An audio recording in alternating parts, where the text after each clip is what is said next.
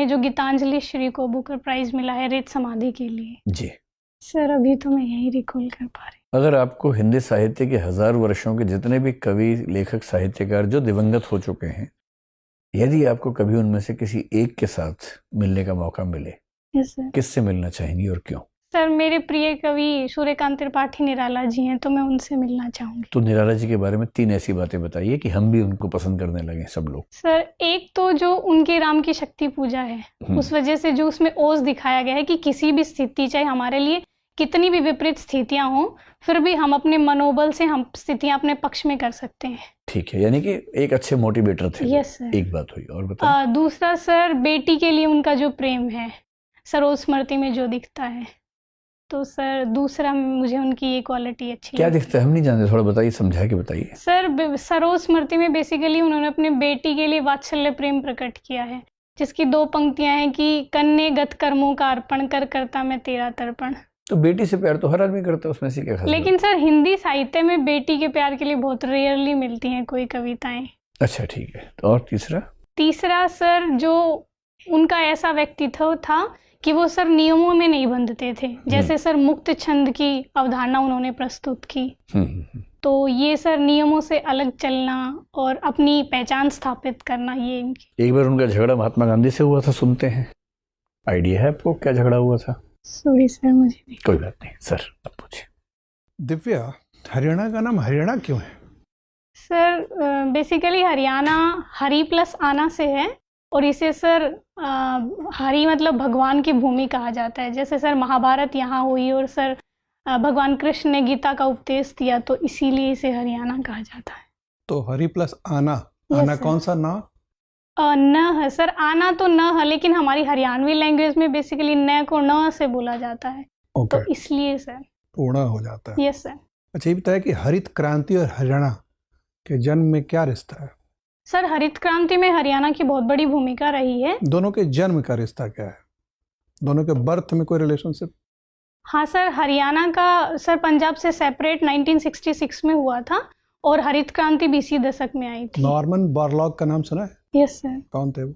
Sir हरित क्रांति के जनक। कहाँ के थे? विश्व में हरित क्रांति के जनक। किस देश के नागरिक थे? सॉरी सर, मुझे नहीं पता। अच्छा, हमने उन्नत बीज का किसी देश से आयात किया था 1965 में। Yes sir. फिर एक हमने अपनी प्रयोगशालाओं में उसे विकसित करा के किसानों में वितरण का अभियान चलाया था। Yes sir. किस देश से उन्नत बीज का आयात किया था? Sorry sir. Lab to land movement एक चला था 1966 में। Yes sir. जिस साल हरियाणा का जन्म हुआ। Yes sir. क्या था वो मूवमेंट? सर उसमें बेसिकली खेती, मतलब लैंड से लेके और लैब तक, मतलब अनुसंधान, उनको जोड़ा गया था ताकि पूरी चेन प्रोसेस है जो कृषि की, उसमें सर इम्प्रूवमेंट किया जा सके। मतलब पूरी आपूर्ति श्रृंखला। यस सर, आपूर्ति श्रृंखला। और कौन कौन से कदम उठाए गए थे जिससे हरित क्रांति फलीभूत हो पाई? सर एक तो उन्नत किस्म के बीजों का आविष्कार, दूसरा सर सिंचाई की सुविधाएं, कैनाल सिस्टम बिछाया गया था जिससे सिंचाई प्रॉपर हो सके। एफसीआई की स्थापना भी उसी के आसपास हुई थी क्या? एफसीआई क्या है? Food corporation of India. PDS क्या है? Sir public distribution system. ये भारत में कब शुरू हुआ? सर मुझे एग्जैक्ट। अच्छा, हरित क्रांति की सबसे बड़ी उपलब्धि मानी जाती है कि भारत का खाद्य आत्मसुरक्षा हासिल कर पाया। Yes sir. अब जो एग्रीमेंट ऑन एग्रीकल्चर है, कृषि समझौता है WTO वाला, उसके वजह से एक दबाव है सरकार के ऊपर कि वो पुरानी सुविधाओं को वापस ले। Yes sir. जिसके विरोध में हरियाणा के किसान, राजस्थान किसान, पंजाब के किसान विरोध प्रदर्शन कर रहे हैं। कौन से वो प्रावधान है कृषि समझौते में जो कि भारत के किसानों के लिए नुकसानदायक हो सकते हैं? सर बेसिकली WTO में ये कहा गया है कि किसानों को कैश के रूप में इंसेंटिव नहीं दे सकते हैं। जितना प्रोडक्शन है उसका डेवलप जो कंट्रीज हैं वो 5% दे सकती हैं और डेवलपिंग 10% दे सकती हैं। अब जैसे सर MSP के रूप में भारत सरकार जो किसानों को MSP के रूप में कैश उपलब्ध कराती है, उनसे खाद्यान्न खरीदती है, वो सर हमारे भारत में 10% से ज़्यादा है। तो बेसिकली इसी के ऊपर WTO में विवाद है। क्या आपको यकीन है कि वाकई 10% से ज़्यादा है? सर रिपोर्ट्स में तो ऐसा ही है। अनाज भंडारण को लेकर भी कुछ नियम में प्रावधान है, फूड स्टोरेज को लेकर क्या प्रावधान है और क्या दबाव है सरकार पर उसके लिए? सॉरी सर, मैं अभी रिकॉल नहीं कर पा रही हूँ। कृषि वस्तुओं के बाजार में विकृति से हम क्या समझते हैं? सरकार के उपस्थिति से कृषि बाजार में किस प्रकार की विकृति आ सकती है? सर, गवर्नमेंट की उपस्थिति से जो प्राइवेट मार्केट होता है, जब प्राइवेट सप्लायर्स होते हैं जो खरीदने वाले होते हैं, उनको सर एक ये उनके लिए सर मार्केट में मतलब उनके लिए कमी हो सकती है। अगर गवर्नमेंट आ जाती है तो सर उनके लिए थोड़े ऑप्शंस कम हो जाते हैं। जैसे एमएसपी के ऊपर खरीदना होता है तो सर अगर सरकार खरीदती है एमएसपी के ऊपर या नहीं खरीद पाती है तो प्राइवेट प्लेयर्स को भी उसी रेट पर खरीदना पड़ता है। ये विकृतियाँ हो जाती हैं।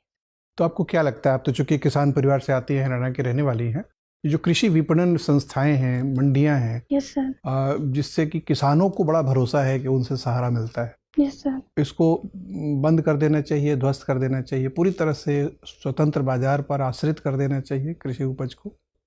नहीं सर, मुझे ऐसा लगता है कि जो एपीएमसी मंडियां हैं उनमें कुछ सुधार की आवश्यकता है, लेकिन इसके साथ साथ ही प्राइवेट प्लेयर्स को भी सर पूरी छूट होनी चाहिए। जैसे कॉन्ट्रैक्ट फार्मिंग के रूप में अभी जो 3 कृषि कानून लाए गए थे, तो मुझे लगता है सर सिर्फ एपीएमसी मंडियों को सर सिरे से खारिज नहीं कर देना चाहिए, उनमें कुछ सुधार करना चाहिए ताकि सर वो अपना कार्टेलाइजेशन ना कर सकें, जिससे किसानों को कम कीमत पर अपना अनाज बेचने के लिए मजबूर ना होना पड़े। कानून लाकर सरकार ने सही किया था या कानून वापस लेके सही किया? सर बेसिकली कानून लाने के पीछे सरकार की इंटेंशन सही थी, लेकिन जो विरोध हुआ वो इसलिए हुआ क्योंकि इसकी प्रक्रिया में कुछ कमी थी। जो किसान ऑर्गेनाइजेशंस हैं उनसे सर अच्छे से बात नहीं की गई। तो मुझे ऐसा लगता है सर कानून का उद्देश्य अच्छा था और कानून निश्चित ही कृषि में कुछ लाभदायक परिणाम उत्पन्न कर सकता था, लेकिन इसके लिए बस डिस्कशन की ज़रूरत थी। पहले किसानों को ट्रस्ट में लेके उनको समझा के उसके बाद सर कानून लाए। किसान फिर धरना पर बैठे हैं, वो कह रहे हैं कि वादा खिलाफी हुई है। किन वादों का वो हवाला दे रहे हैं? किन वादों को सरकार ने पूरा नहीं किया? एमएसपी को सर लीगल करने की जो मांग थी उनकी, तो सरकार अभी एमएसपी को लीगल करने के पक्ष में नहीं है। क्या तर्क है सरकार? सर सरकार का ये तर्क है कि एमएसपी हमेशा से एक नीति रही है, उसे कभी भी लीगल करने की बात नहीं की गई है।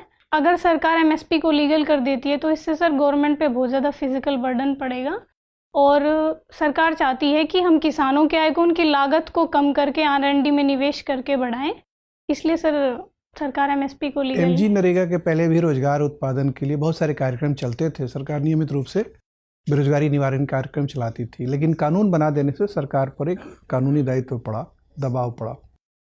वैसा ही आश्वासन किसान चाहते हैं। नरेगा के अनुभव से निष्कर्ष लेके बताइए कि क्या वाकई एमएसपी कानून बना देना किसानों के हक में होगा या कृषि के पक्ष में होगा? सर मुझे ऐसा लगता है कि नरेगा में बेसिकली 100 दिन का रोजगार प्रोवाइड किया जाता है। वो सर उन सर अनस्किल्ड वर्कर्स को प्रोवाइड किया जाता है जिनकी बेसिक नेसेसिटीज़ पूरी नहीं हो पाती हैं। लेकिन किसानों के संदर्भ में सर एमएसपी को लीगल करना इसलिए मुझे ठीक नहीं लगता है क्योंकि एक तो इस पे गवर्नमेंट पे फिजिकल बर्डन पड़ेगा और दूसरा जो सर प्राइवेट प्लेयर्स हैं वो सर डिमोटिवेट होंगे। ज़्यादा महत्वपूर्ण क्या है सर? इससे कृषि में R&D और सर निवेश ये भी कम हो जाएगा। तो मुझे लगता है ज़्यादा महत्वपूर्ण यही है कि प्राइवेट सेक्टर को हम आगे बढ़ाएं ताकि वो सर पूरी चैन में इंफ्रास्ट्रक्चर में निवेश करें और हमारे किसान एम्पावरमेंट है, हमें उनको एमएसपी लीगल करने की ज़रूरत ना पड़े। ठीक, धन्यवाद Divya. Thank you sir. Divya, थोड़ा सा गियर चेंज करते हैं और टेक्नोलॉजी की बात करते हैं। Yes sir. कोई साइंस फिक्शन मूवी देखी है आपने? No sir. कोई टर्मिनेटर मूवी नाम सुना होगा शायद? Sorry sir. जिसमें कई सारे रोबोट्स लड़ते हैं आपस में और मनुष्यों को से लड़ते हैं, आपस में भी लड़ते हैं। हाल फिलहाल एक, वैसे तो इलॉन मस्क काफ़ी कुछ कहते हैं, उन्होंने एक स्टेटमेंट दिया, साइंस फिक्शन की मूवीज़ में जिस तरह से दिखाया जाता था मशीनें लड़ रही हैं बड़ी बड़ी, वो रियलिटी होने जा रहा है। उसकी संभावना जो बहुत अकाल्पनीय लगती थी वो अब रेल्म ऑफ पॉसिबिलिटी में आ गई है। ऐसा क्या कुछ हुआ है जो कि उनको ये स्टेटमेंट देना पड़ा? सर अभी हाल में AI के क्षेत्र में और रोबोटिक्स के क्षेत्र में काफ़ी इम्प्रूवमेंट हुआ है, टेक्नोलॉजी में काफ़ी इम्प्रूवमेंट हुआ है। जैसे अभी ChatGPT आया है सर। रोबोटिक्स में क्या डेवलपमेंट्स हुए हैं? कुछ बहुत 2-3 महत्वपूर्ण चीज़ें हुई हैं जो ब्रेक थ्रू आई हैं रोबोटिक्स में, AI में नहीं। वो क्या आई हैं? सॉरी सर, मैं नहीं रिकॉल। उनकी एवोल्यूशनरी ट्रेनिंग की जा रही है, आप उस विषय में देखिए। थोड़ा सा विषय बदलते हैं। बेसिक स्ट्रक्चर हमारे संविधान का एक कॉन्सेप्ट था, एक कैनन था जो कि सुप्रीम कोर्ट ने उसके बारे में अच्छी व्याख्या करी हुई है, काफ़ी ज़्यादा चर्चा में है दोबारा। Yes sir. क्यों?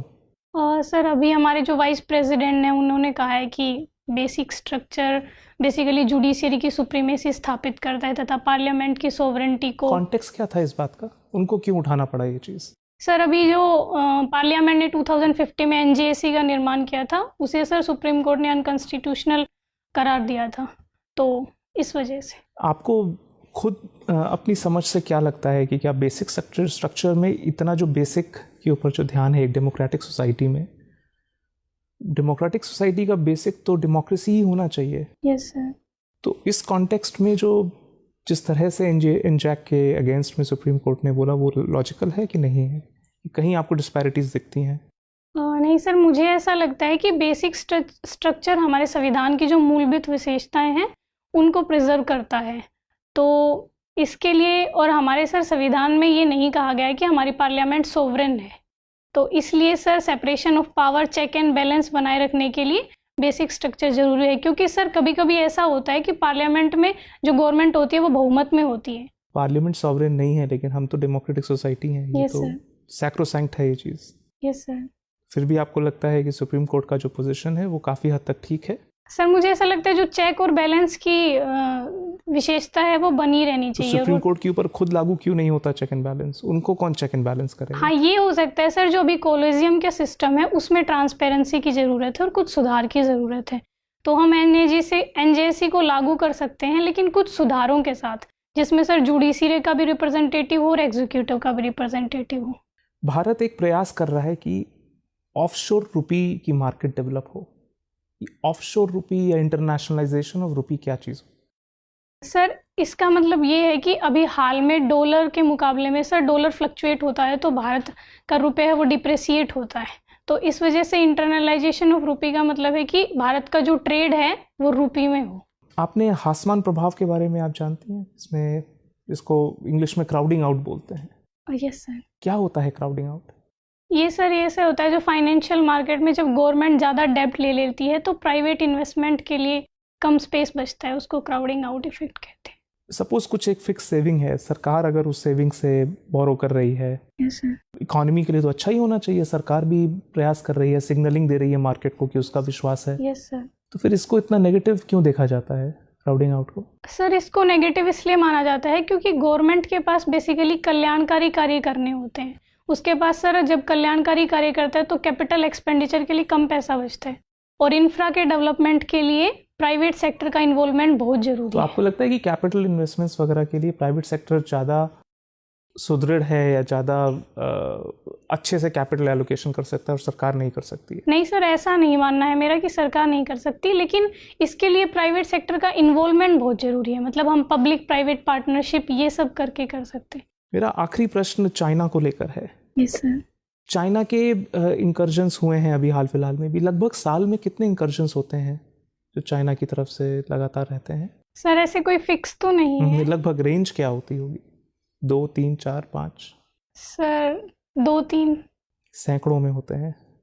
रिपोर्ट कुछ होते हैं, बाकी नहीं। अच्छा, ये वुल्फ वॉरियर डिप्लोमेसी के बारे में जानती हैं? Yes sir. ये वुल्फ वॉरियर नाम कहाँ से पड़ा? सर ये बेसिकली कोई मूवी थी चाइना में, उसके इसका कोई प्रत्यक्ष एग्जांपल दीजिए ना जहाँ पे वो वुल्फ वॉरियर बन के उनके डिप्लोमेट्स हम पे अटैक किया हो, भारत के डिप्लोमेट्स पे। कहीं ऐसा हुआ है क्या?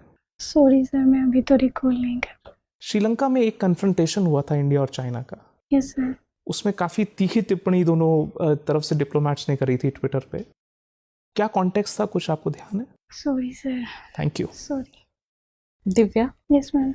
ये बताइए, एक तो होता है फॉरेस्ट कंजर्वेशन रूल्स 2022 में जो आए हैं, और एक था हमारा forest rights act yes ma'am 2006 का।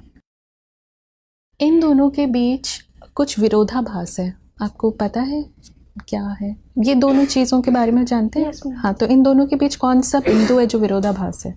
मैम इसमें बेसिकली ट्राइबल्स जो होती हैं, फॉरेस्ट ड्वेलर्स होते हैं, उनके राइट्स को लेके विरोधाभास है। फॉरेस्ट राइट्स एक्ट में ये कहा गया है कि 4 हेक्टेयर तक अगर लैंड है किसी के पास तो उस पर ट्राइबल्स का अधिकार होगा। लेकिन अभी जो ये रूल्स आए हैं उनमें बेसिकली सरकार ने डेवलपमेंटल प्रोजेक्ट्स इनको बढ़ावा दिया है, तो मैम यहाँ कहीं कॉन्ट्राडिक्शन है।